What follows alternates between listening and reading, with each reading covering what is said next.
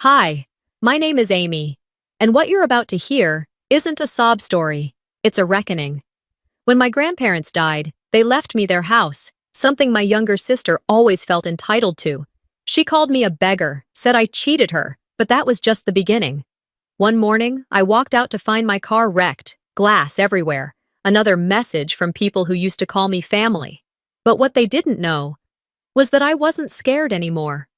So the question is, how far will family go when they think you've taken what's theirs? The first chill of autumn settled over Wichita Falls that morning, and the cemetery felt emptier than usual. Rows of headstones stretched out in perfect symmetry, but my eyes stayed fixed on the two fresh mounds of earth near the old oak tree. My grandparents' names were carved into the granite like someone had tried to make permanence out of loss. I stood there in my black coat, hands deep in my pockets, as a breeze swept up and tugged at the edges of the funeral canopy. People murmured polite condolences, but no one lingered near me. It was like I'd caught some invisible disease the rest of the family didn't want.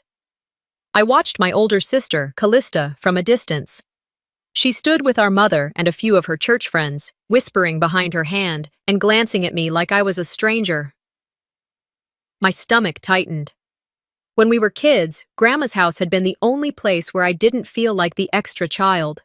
I could still smell her cinnamon rolls and hear Grandpa's voice calling me pumpkin from the porch swing. Standing there, with a Bible in one hand and a folded tissue in the other, I felt as if all those memories had been shoved into a corner I wasn't allowed to touch anymore. After the pastor finished his prayer, people began drifting away, their footsteps crunching on the gravel path. I stayed until the groundskeeper started removing chairs. The sky had gone from pale blue to a muted gray. I walked to my car, sat down, and stared at my hands on the steering wheel. They were trembling, not from grief alone, but from the tension that had been brewing since the week before, when I learned the will would be read today. By early afternoon, the family gathered in a small law office off Burnett Street. The reception area smelled faintly of old carpet and lemon polish. We sat in stiff chairs under framed diplomas while Mr. DeWitt, the attorney, shuffled papers at his desk. Callista was all perfume and posture beside me, scrolling through her phone like she had somewhere better to be. My mother sat opposite, eyes downcast, twisting a string of pearls around her finger. No one spoke to me. It felt like a waiting room before bad news. Mr. DeWitt cleared his throat. "Thank you all for coming. This won't take long." His voice was steady, practiced. He opened the envelope and began to read. "To our beloved grandchildren, we leave keepsakes as listed in Addendum A, and to our granddaughter, Amy." He paused, glancing at me over his glasses. "We leave the property at 214 Redwood Street." The room went still. Even the clock on the wall seemed to hold its tick. My mouth went dry. I had expected maybe a piece of furniture, a quilt, a letter, but not the house. The house was everything. Sunday dinners, garden tomatoes, my first piano lesson. I hadn't asked for it, hadn't even thought it was possible. Callista's phone dropped into her lap with a soft thud. She straightened, her voice rising sharp enough to cut. "What did you just say?" Mr. DeWitt adjusted his glasses. "The house at 214 Redwood Street is bequeathed to Amy." "You're a beggar," she snapped, turning on me. "You manipulated them. You've always been sneaky. And now you've stolen what's mine." My heart banged against my ribs. "I didn't. Don't you dare play innocent," she hissed, leaning forward. "They were old. You probably filled their heads with lies." Our mother stared at the carpet. She didn't say a word, not a single defense, not even a soft, "That's not fair." The silence from her chair felt heavier than Callista's accusations. "I had no idea they were leaving me anything," I said quietly. My voice sounded small, but not weak, more like a rope stretched tight. Callista's eyes flashed. "You can't keep it. I'll contest this. You'll see." Relatives muttered, some nodding toward Callista, others shifting uncomfortably. Mr. DeWitt raised his hand for calm, but the air in the room was already thick with resentment. I stood up slowly, feeling every gaze follow me. "I think we're done here," I murmured, collecting my bag. I didn't slam the door when I left. I just needed air. Outside, the late afternoon sun was blinding. I made it to my car before the tears came. But they didn't spill. They stayed behind my eyes like water behind a dam. I sat there for a long time, engine off, watching the faint shimmer of heat over the parking lot. I reached for the glove compartment and pulled out a small photograph of Grandpa and me on the porch swing. His handwriting was on the back. "This house will always be your home." He'd said the same thing to me the last time we spoke, his hand covering mine like he was passing me a secret. I realized then that the house wasn't just real estate. It was the only place where I'd ever felt unconditionally wanted. Losing it, or fighting for it, meant fighting for that sense of belonging. I started the engine. As I drove out of the parking lot, my phone buzzed against the console. I picked it up at the next stoplight. A message from an unknown sender glowed on the screen. "Enjoy the house while you can. You won't have it for long." A cold feeling traced the back of my neck. This wasn't grief anymore. It was a warning. I drove for hours after that text, letting the highway hum beneath the tires while my mind churned. The sky over Wichita Falls had already begun to soften into the muted gold of early evening, but the words on my phone screen still burned like they'd been branded there. I turned off Main Street, past shuttered storefronts, and headed toward the small bungalow where my mother lived. The house looked exactly as it had when I was a child, white siding, green shutters, but it felt different now, like a stage set with all the warmth removed. I parked at the curb and sat for a moment, gripping the steering wheel. Maybe I could smooth things over. Maybe this wasn't as bad as it felt in that lawyer's office. I stepped out, brushing stray leaves off my coat, and walked up the short path to the front porch. The porch light flicked on automatically, casting a cold glow over the welcome mat. I knocked gently. My mother, Narina, opened the door after a moment, holding it just wide enough to see me. She didn't smile. "Amy, you should have called." "I didn't want to bother you," I said, forcing my voice to stay calm. "I just thought we could talk." She didn't move to let me in. "Well, I'm busy. Callista's been very upset. She's not herself." I hesitated, then tried again. "Mom, I didn't know about the house. I was just as surprised as everyone else. Grandpa and Grandma." Her eyes flickered, but she cut me off. "Maybe it's better if Callista had it. She's always been more responsible." The way she said responsible made it sound like a verdict. I stared at her, the words landing heavier than I expected. "You really think I manipulated them?" "I don't know what to think anymore," she said, her voice flat. "Callista was always closer to them. She took care of things. People talk." I waited for her to soften, to reach for me, but she didn't. She looked at me the way someone looks at a stranger asking for directions. "I have a casserole in the oven," she added, almost as an excuse, and began to close the door. "I'm still your daughter," I whispered. Her reply was a quiet click of the latch. I stood there on the porch for a long moment before turning back to my car. The air smelled of cut grass and something faintly metallic. Driving away, I felt a memory rising from somewhere deep, uninvited but clear. It was Thanksgiving. I was 16. Callista and Mom had gone to visit family in Oklahoma, promising they'd be back by noon. I'd stayed behind because of a school project, excited to surprise them with dinner. I'd cooked a whole meal, cranberry sauce, stuffing, the works, and set the table with Grandma's china. Hours passed. The turkey went cold. My cell phone never rang. By the time they returned 2 days later, they said they'd lost track of time. No apology, just stories about the trip. I remembered sitting at that empty table, staring at the untouched cranberry sauce, thinking, I guess some silences are louder than screams. Back in the present, the glow of my phone snapped me out of it. The earlier message was still there, but now it felt like part of a bigger pattern, a thread that went all the way back to that Thanksgiving table. I pulled into my driveway, double-checked the locks on the doors, and turned on the outside lights. The house, the one that was now legally mine, felt less like a home and more like a target. Inside, I made tea, but didn't drink it. My hands were restless, moving from light switches to window latches. Finally, I sat at the kitchen table and opened my laptop, more out of habit than anything. Notifications from social media blinked at me. One in particular made me pause. Callista had posted on Instagram an hour ago.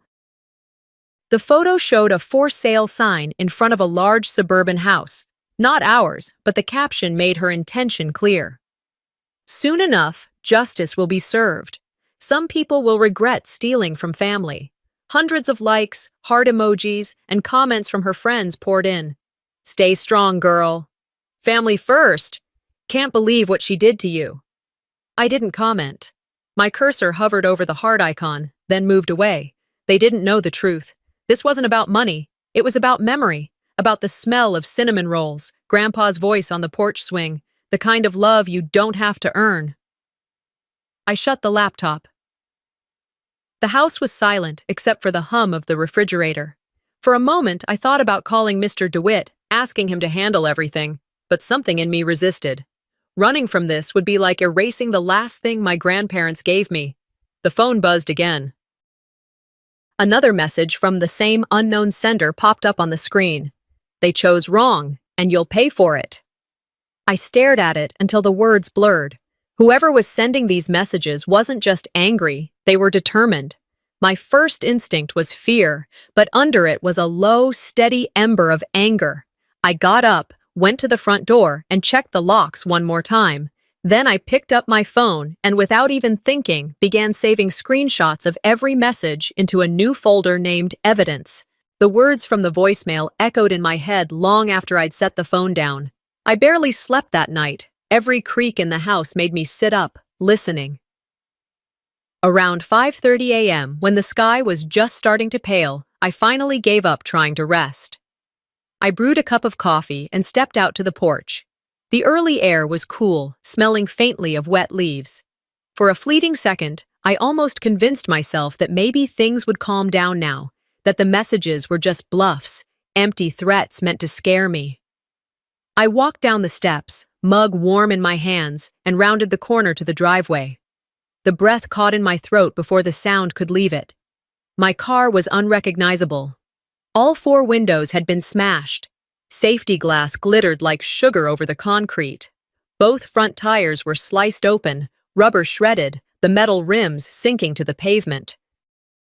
On the hood, scratched in long, jagged letters with what must have been a key or a nail, were 2 words: Beggar Witch. The coffee slipped from my fingers and hit the ground, splattering brown across the driveway. For a second, I just stood there, staring at the wreckage. The car still smelled of oil and vandalism, a sharp metallic scent mixed with the faint sweetness of spilled gasoline. My hands trembled, but I forced them to stillness. I turned back toward the house, locked the door behind me, and dialed the police with steady fingers. 2 patrol cars arrived about 20 minutes later. The officers were young, mid-20s maybe, and looked bored before they even got out of the cruiser. One took a few notes on a small pad, glancing at the car only briefly. "Looks like some kids playing around," he said. "We've had a couple of calls about random vandalism lately." "This isn't random," I replied. I showed them the messages on my phone. "Someone's been threatening me since yesterday." He nodded but didn't write much down. "Well, you can file a report. Insurance might cover some of the damage. Just try to stay vigilant." "That's it?" My voice was calm but low, the kind of calm that comes after a long line of disappointments. "I'm sorry, ma'am. Without evidence, there's not much more we can do right now." I thanked them, though the word tasted like chalk. When the patrol cars rolled off, the street felt even emptier than before. Inside, I sat at the kitchen table, staring at the folder on my laptop labeled Evidence. Screenshots of the messages, now photos of my destroyed car, were being dragged into it one by one. My grandparents had taught me to save everything: receipts, letters, even recipes. I would do the same with these threats. Around noon, as I was sweeping glass from the driveway into a dustpan, my phone buzzed again. A notification from a distant cousin, Karen, popped up on the screen. "Wish you were here." I frowned and opened the message. It was a forwarded invite to a family barbecue. The address stopped me cold. It was at my house, the one at 214 Redwood Street. Attached were photos already posted online, streamers hanging across the porch, trays of food on tables in the yard, and Callista standing on the steps, smiling broadly as if she were the hostess of some grand reunion. I scrolled through the pictures. Relatives I hadn't seen in years were there, laughing, drinking sweet tea, their kids running across the lawn. They had come back to the house that was legally mine, but emotionally still felt like ours, and no one had told me. Not even my mother. My knees felt weak. I sat on the porch step, dustpan in hand, and stared at the screen. It was like watching strangers walk through my memories, touching everything with hands that didn't belong. I closed my eyes, and another memory surfaced. My 7th birthday. Grandma had baked me a lemon pie, the one she always said was sunshine on a plate. Callista had stolen the first slice when my back was turned. Grandma had laughed it off, but I remembered the way Callista had smiled, that same smile she wore now in the photos, holding a drink on my porch. They walk through my memories like trespassers, I whispered to no one. The whisper stiffened into a breath. Then the breath steadied into something else, a resolve that felt like cold steel. Enough. I went back inside, wiped my hands on a towel, and opened the laptop again. I created a new subfolder inside Evidence and named it Family. Into it went screenshots of Callista's posts, the invite, every comment calling me a thief or worse. If no one else believed me, at least the truth would have a place to live. By late afternoon, the house was quiet, except for the tick of the kitchen clock. I'd swept up the last of the glass and taped plastic over the car windows. The sun dipped lower, throwing long shadows across the living room floor. I sat on the couch, phone in my lap, feeling the weight of both my solitude and my determination. Then my voicemail icon lit up. I put the phone to my ear and pressed play. Static hissed for a moment, then a distorted voice, low and deliberate, whispered, "This is your last warning, Amy." The line clicked dead. When I unlocked the door that evening, my hands trembled less than I expected. The air inside was still. The house, so recently mine, felt hollow, like it was waiting to be invaded again. Outside, the sky deepened into lavender, and I knew I didn't have much time before darkness swallowed every detail. I dressed carefully. Not in morning black again, but in neat gray slacks and a soft blouse. Neutral, composed. I stood before the mirror for a moment, smoothing my hair back behind my ears, drawing in a steady breath. I would not arrive rattled. I would arrive certain. By the time I pulled into the driveway at the old Crimson Lane address, a family gathering already underway, I saw guests milling on the lawn, string lights flickering, appetizers on wooden trays. The backyard was humming with laughter and clinking cups. Music drifted through the open windows of the house I now legally own. My chest tightened. I stepped out of the car, suitcase in hand, and walked past the sidewalk flower beds. A hush fell among the clusters of guests. Their chatter faded. I caught my mother's gaze from across the yard, her eyes wide, her lips parted. Callista's smile froze mid-conversation. I walked as though through a fog, heading straight to the group at the center beside the grill. Callista raised her glass with a cat-like grin. "Look who decided to come crawling," she said loud enough for everyone to hear. I held my head high. "We both know what this is. It ends now." She laughed, bitter and sharp. "You don't deserve anything. You're just a mistake they never fixed." The silence that followed felt thick, as though it pressed inside my ribs. I met her eyes across the gathering. This house was legally willed to me. If anyone crosses the line again, the law gets involved. My voice cracked only slightly. Guests shifted. Some faces turned pink, others avoided my gaze. My mother stood behind Callista, arms folded, looking away. Then Aunt June, her voice shaking, spoke up quietly. "Maybe she's right. It's time we stop pretending this is okay." Callista's lips curled into a sneer. "You're all blind. She tricked them. She always does." I flinched at the accusation, not because I doubted it, but because the audacity stunned me. But I refused to step back. I held my ground. They stared. The night air felt sharper, chillier. My mind whirred with details I'd stored, the threats, the broken windows, the messages. This was no longer a fight over a house. It was two histories clashing. I turned on my heel and walked away from the crowd. As I passed beneath the string lights, my hand brushed the old oak post Grandpa used to lean on. I paused and laid my palm against the rough bark. They can take space, but they won't erase me. I climbed into my car and drove out of the driveway, headlights cutting through the night. I felt clarity settle in my bones. No more hesitation. No more waiting. That night, around 11 p.m., I sat in my living room sipping lukewarm tea, going through messages again. A notification pinged. I clicked the security app. Two masked figures stepped into frame under stray streetlight and sprayed bold letters, "Thief," across the garage door in black. My breath caught. This was escalation, not just words but public defamation. My heart pounded, but I stayed sitting, eyes locked on the screen. They were testing me. Whether I would shrink, whether I would speak, or whether I would respond. I wasn't backing down.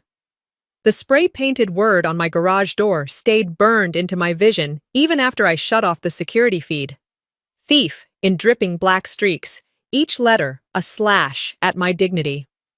I stood in the dark kitchen, the glow from the laptop reflecting off the mug still in my hands. It was 1:00 a.m., but instead of fear, I felt something colder and steadier rising in me. The line had been crossed. No more warnings. I didn't sleep that night. By dawn, I'd already set up my printer and spread out every photo, every screenshot, every voicemail transcript across my kitchen table. The blinds were open, sunlight falling in thin stripes across the wood. My coffee had gone cold, but my focus hadn't.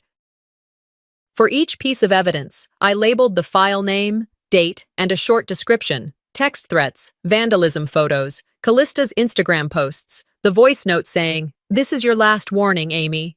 Each went into a folder named Case Files. "They think I'm weak because I didn't fight back," I murmured, moving the mouse with deliberate care. "They forgot I was raised by survivors." I copied the entire folder to an encrypted hard drive, then made a second copy for cloud storage. My grandparents taught me redundancy in everything: recipes, bills, even holiday cards. "Keep a copy," they'd say, "because memories and proof can disappear."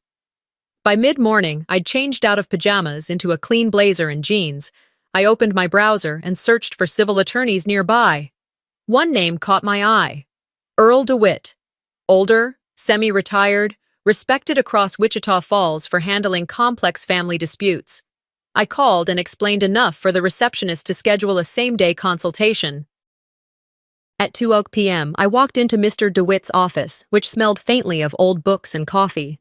He greeted me with a firm handshake, his silver hair neatly combed, eyes sharp behind rimless glasses. "You're Amy," he said, motioning me to sit. "Let's go over everything slowly." I placed the hard drive and a slim binder on his desk. He opened it and read in silence for several minutes, brows knitting tighter with each page. Finally, he looked up. "You've got more than enough here for a harassment suit, possibly criminal mischief as well. The repeated threats and vandalism, combined with your sister's public statements, this is a pattern." "I'm not looking to ruin anyone," I said quietly. "I just want it to stop." He nodded. "Then we do it by the book. First, a cease and desist letter. Next, if it continues, a civil suit. And if you get another direct threat, we involve law enforcement at a higher level." He tapped his pen. "Do you have any witnesses? A neighbor saw the graffiti tonight. He's willing to speak." "Good. That matters. Document everything. Every contact, every payment or note." We went over possible strategies for nearly an hour. As I stood to leave, Mr. DeWitt clasped my hand again. "People like to think intimidation keeps them safe from consequences. You're doing the right thing by showing you're not alone." When I got home, the garage door still bore the word thief, but now I looked at it differently. It wasn't a scar. It was evidence. I took high-resolution photos under daylight, measuring tape beside the letters for scale. That evening, as the sun slid behind the trees, I sat at my desk and typed an email to Callista. The subject line read, "Last chance." "Callista," I wrote, "the next time you or anyone connected to you vandalizes my property or harasses me, I will take it to court. Attached is security footage of last night's incident, as well as my attorney's business card. I hope you choose wisely." I hit send and sat back. My hands were steady. No reply came, but the message had landed.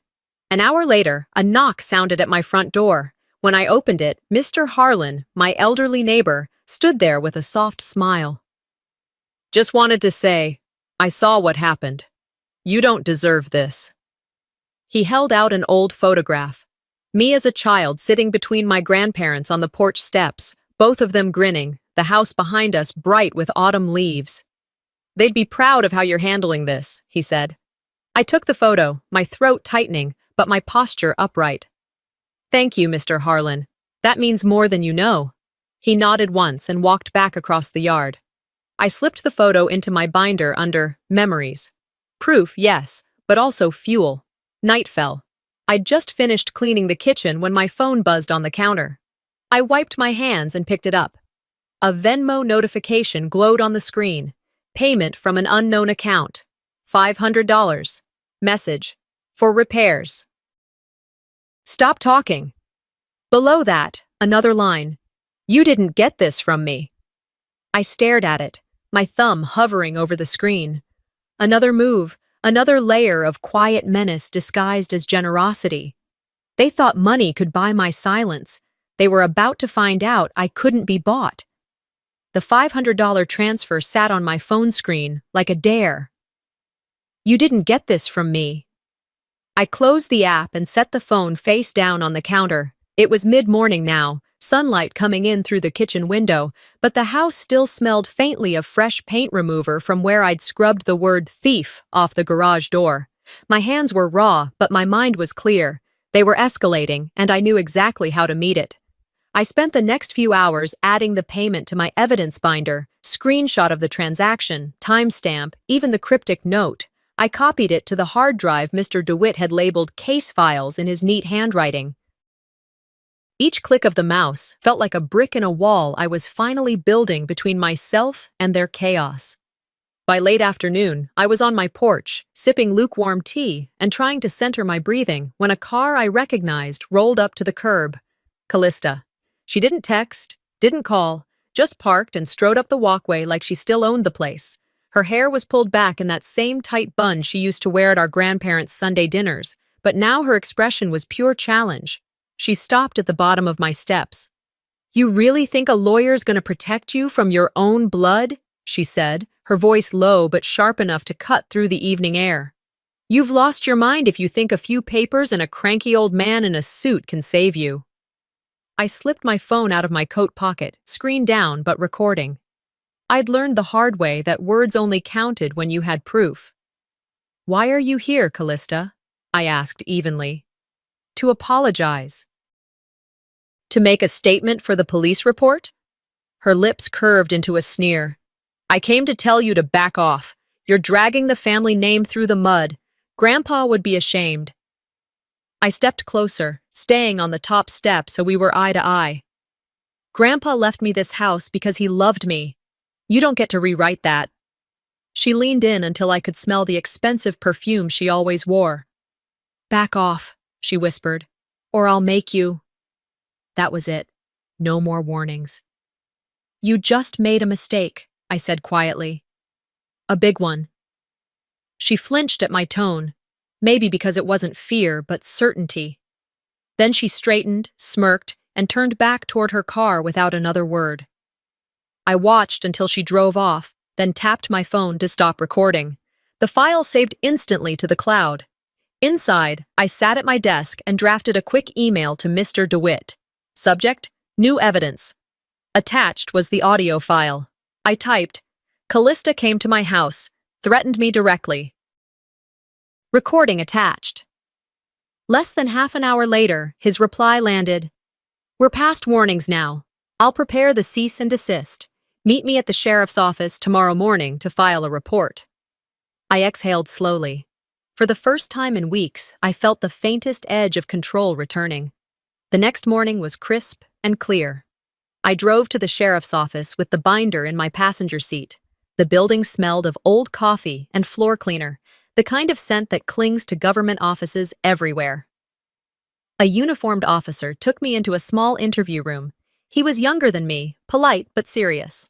I'd like to file a harassment and trespassing report, I said, sliding the binder across the table.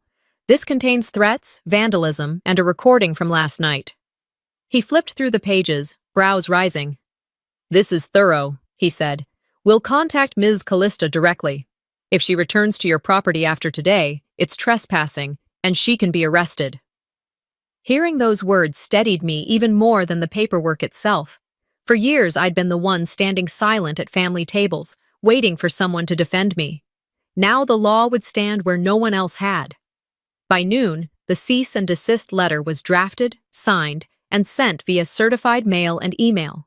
It included every piece of evidence, every date, every threat. The language was crisp and final. Further contact or aggression will lead to civil and criminal prosecution. Back at home, I changed into comfortable clothes and sat on the edge of my bed with my journal.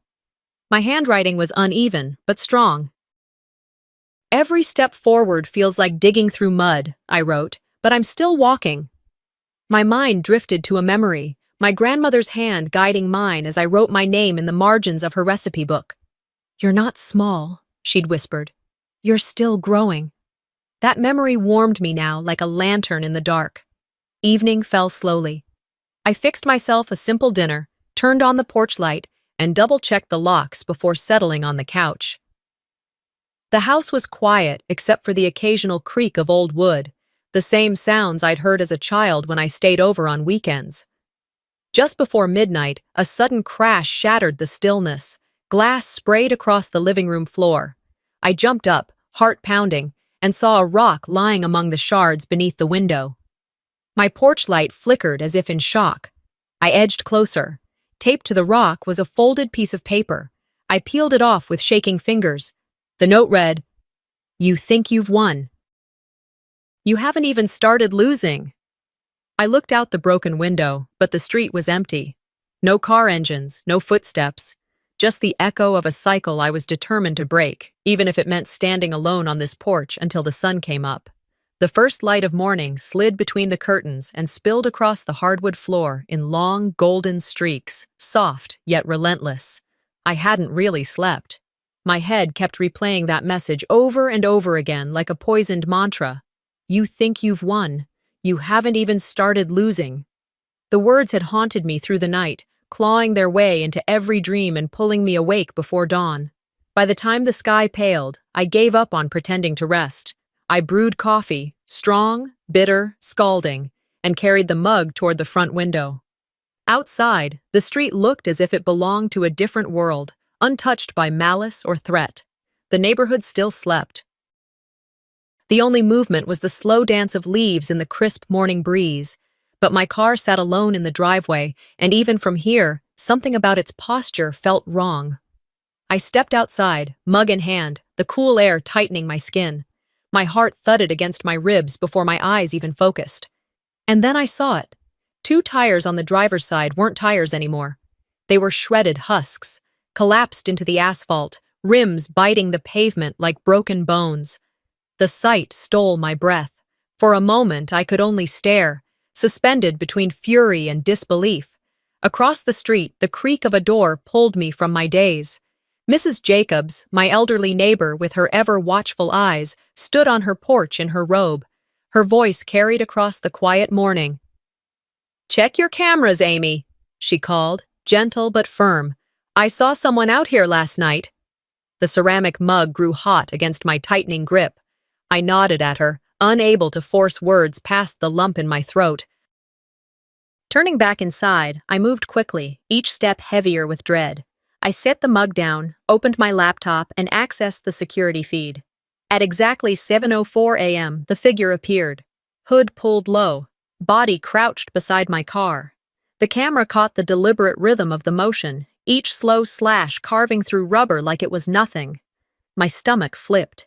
The angle was clear enough to betray the way the hoodie sagged, the confidence in the stride when he stood, the faint glimmer of a ring on his finger. My pulse thundered as recognition locked into place. It was Dorian, Callista's husband. This wasn't random vandalism. This was a message, carefully delivered with steel. I didn't waste time.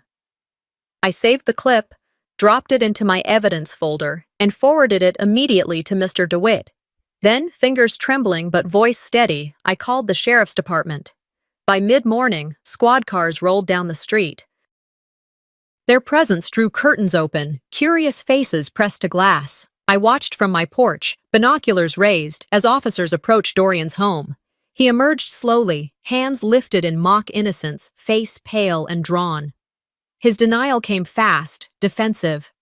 "I wasn't there. You've got the wrong guy." But when they showed him the footage, his posture, his ring, his unmistakable gait, the bravado faltered. His voice cracked, his eyes darted. The weight of evidence crushed his denial into dust. He was fingerprinted, cited, and served with a restraining order right there in front of the entire neighborhood. His humiliation was public, undeniable. Not long after, my doorbell rang. I checked the peephole and felt my chest tighten. Callista. Her hair was wild, her cheeks streaked with tears. Or was it rage? She pounded on the door with both fists, each blow reverberating through the frame. I pressed the intercom, my voice calm but sharp. "He chose violence. I chose evidence." Her scream ripped through the speaker. "You set him up! You're destroying us!" But I didn't move to open the door. I stood in silence, letting her words collapse against the unyielding barrier between us. Later that evening, another knock came, this one softer, steadier. I opened to find Mr. Harlan and the Torres family standing together, hesitant but resolute. Mr. Harlan held out a folded letter. "We saw what happened," he said. "If you need backup at the HOA meeting, count us in." The Torreses nodded, shy smiles tugging at their lips. Their presence was small but powerful, a reminder that not everyone would look away. For the first time in weeks, I felt a flicker of solidarity. Maybe I wasn't fighting this battle completely alone. Inside, I stood at my kitchen counter, the folded letter in one hand and the saved footage in the other. Evening shadows stretched long across the room, swallowing corners in dim gray. I closed my eyes, breathing deeply, grounding myself in the steady rhythm of my own resolve. This wasn't a private quarrel anymore. This was public. And I had made my choice. I would not be silent. Just as calm began to settle, my laptop chimed. A new email. My pulse quickened when I saw the subject line. "Want the truth about Callista?" Attached was a PDF labeled Grandma's Will, Revised. I stared at it, my fingers hovering above the trackpad. Trembling, torn between fear and hunger for answers, I hesitated only a heartbeat before clicking. This might be the key I had been waiting for. The envelope sat on my kitchen counter all morning like a silent dare. Its stiff edges caught the light each time I walked past, whispering of secrets sealed within. I tried to distract myself with ordinary tasks, emptied the dishwasher, watered the ferns lined neatly by the window, pressed my forehead to the cool glass as I watched the neighbor rake leaves into uneven piles. But the envelope remained, patient and insistent, until I could no longer ignore it. When the afternoon light softened to a golden haze, I finally drew in a deep breath, picked it up, and carried it to my desk. My fingers shook as I slid a letter opener beneath the flap. Out came a sheaf of papers, a printed PDF stamped with county notary marks, and tucked inside it, a single handwritten note from the sender. My pulse skipped. The subject line had been true. Grandma's Will, Revised.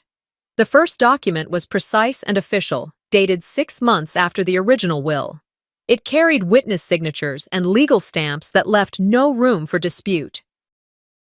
At its center, in plain words, the inheritance was named 214 Redwood Street to Amy Whitfield.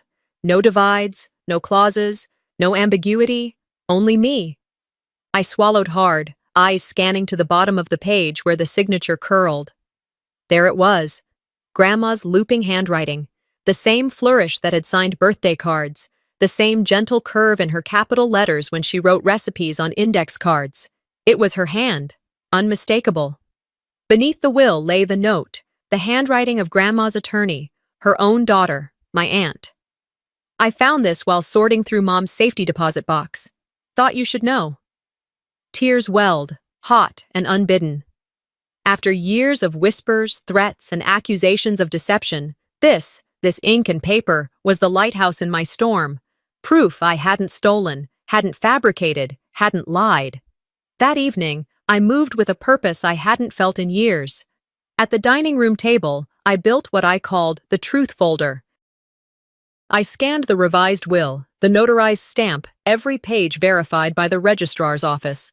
Then I added bank records, transfers Callista had made from the estate into her personal accounts days after Grandma's passing.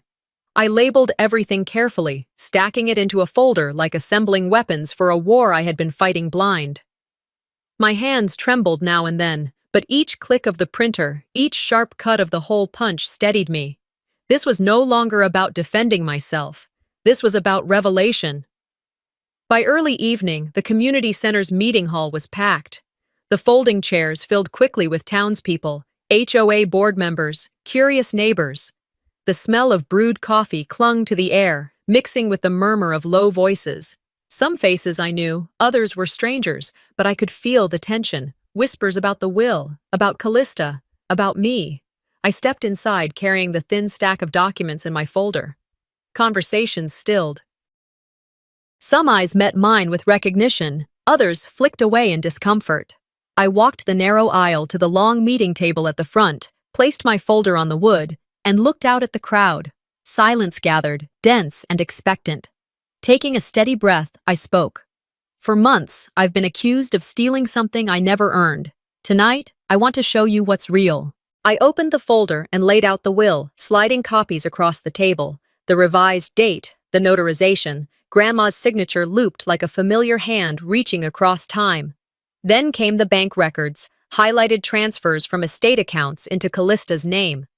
Finally, printed screenshots, messages, threats, a timeline of her harassment. Gasps rippled across the room, murmurs rose and fell like waves. My grandparents were clear, I said, my voice steady though my heart raced. They knew what they wanted. This wasn't a mistake. This was their choice. From the back, Callista shot to her feet. Her face was blotched with red, her voice sharp and high. "This is fake! It's photoshopped!" Her words cracked in the air, desperate. Before she could spiral further, the HOA president lifted a hand, calm but firm. "This document has been verified by the county registrar. It matches the estate records. It's authentic." The weight of his statement rolled through the room like thunder. An elderly woman stood then, her hands trembling, but her voice clear. "We saw this happening. We knew Amy wasn't lying. I'm sorry we didn't speak sooner." Others followed. Neighbors, colleagues, a chorus of murmured agreement. The tide shifted before my eyes. Callista tried again to protest, but I lifted a hand, palm outward. My voice was quiet but carried. "Stop. You've had your chance." The room fell into a hush. For the first time in years, I wasn't drowning. I was standing. After the meeting, I filed paperwork with Mr. DeWitt, my attorney, to extend the restraining order. The HOA board suspended Callista pending investigation. By morning, rumors spread through town. Her job was under scrutiny, her alliances fractured. Those who had once defended her now distanced themselves in whispers. The facade was crumbling. That night, under a pale dusk sky, I drove to the cemetery. The gravel crunched beneath my tires as I parked and walked toward the headstone that bore my grandparents' names. The stone stood tall against the fading light, solemn and steadfast. I knelt, laid a bouquet of daisies at its base, and with trembling hands slid a copy of the revised will into the dirt beside it. "They tried to erase what you gave me," I whispered, my voice catching. "But I kept it safe." The evening breeze stirred the petals. For the first time, I felt less like a child begging for protection, and more like the guardian of their legacy. When I returned home, the house was quiet. The porch light glowed faintly, casting familiar shadows. On the sofa, the envelope that had started it all lay waiting. I picked it up, turned it over once more, and slid out the last item inside. A photograph. Callista as a young woman, standing beside Grandma. In her hand, a pen. She was smiling wide, triumphant, almost rehearsed. My eyes dropped to the page Grandma had been signing. My name, Amy, written in that looping hand I knew so well. The sight seared me. My breath slowed. It wasn't just justice now. It was something deeper. Callista had always been there, watching, wanting, knowing. I pressed the photo flat against my palm. The ink, the pen, the memory. It all converged into one truth. She hadn't just wanted what was mine. She had tried to rewrite it. And she had failed. When I lifted the photograph from the thick cream envelope, my fingers stalled midair. I had expected it, prepared myself for the sting of memory pressed between glossy paper. What I hadn't prepared for was the message scrawled across the back in Grandma's familiar looping hand. To Callista, I know you wanted this, but Amy needs it more. The words stole the breath from my lungs. My chest constricted, a sharp ache that went deeper than any act of vandalism or whispered threat I'd endured. Because this wasn't just evidence, it was truth made tangible. Callista knew, she had always known, and she had chosen silence, letting me shoulder years of accusation, watching as others painted me the deceiver while she held the proof in her hand. I sank onto the edge of my bed, the photo trembling between my fingers. My other hand pressed flat against my chest, as though I could keep my racing heart from fracturing. The room felt suffocating, heavy with old air and unspoken history. The walls seemed closer than they were, the shadows longer. For years, I had been cornered by doubt, forced to question my place in the family, my worth, my very memory of events. But this one artifact, this ghost of certainty written in ink, pushed me beyond hesitation. It anchored me. The following morning, I faced my reflection in the mirror. My blouse was neatly tucked, my hair pinned back. The woman staring back looked steadier than she felt, but that was enough. I slid the photograph into the inside pocket of my jacket, close to my heart, and headed downstairs. On the dining table, my attorney's files were already stacked in neat piles, marked with color tabs like road signs leading me forward. That day marked a turning point. By noon, Callista's removal from the HOA board was finalized. The decision wasn't dramatic, it was swift, quiet, almost anticlimactic, but the weight of it reverberated everywhere. Within hours, the town buzzed with news of the amended will, the threats, the harassment, and the fraud. Whispers traveled from the grocery aisles to the church parking lot. The veil of Callista's perfection slipped in public view, and for once, I wasn't the one being doubted. The charges were clear. Harassment and fraud. The civil case concluded in my favor. The judge's order carried a sting sharper than money ever could. Restitution, damages, and the clause that required her to stand in that same community meeting room where she had once mocked me, and read aloud a statement admitting the truth. Publicly, without revision, without performance. I almost pitied her in that moment, but not enough to forget. By afternoon, the doorbell rang. When I opened it, a local news crew stood on my porch, their camera already balanced on a man's shoulder, the reporter's microphone poised like a dagger. They asked for a statement about the inheritance dispute turned scandal. The younger version of me would have faltered, would have hidden, would have allowed others to speak for me. Not this time. I stepped onto the porch, the wood creaking softly under my heels. They were light but firm shoes, chosen intentionally. Not flashy, but solid, the kind that said I was rooted here. The winter air nipped at my cheeks, but my hand gripped the file firmly, its weight a reminder of the battles I had fought and won. When the camera light blinked red, I met its lens directly.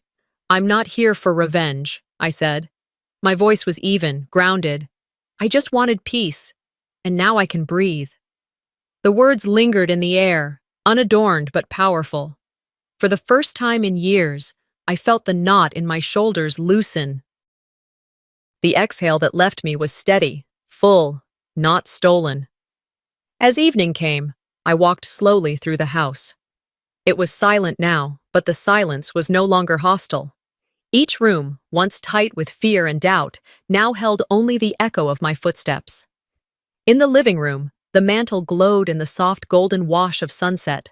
Framed photographs of my grandparents caught the light, their faces patient, dignified, eternal. For years, I had wondered what they would think of the chaos their absence had left.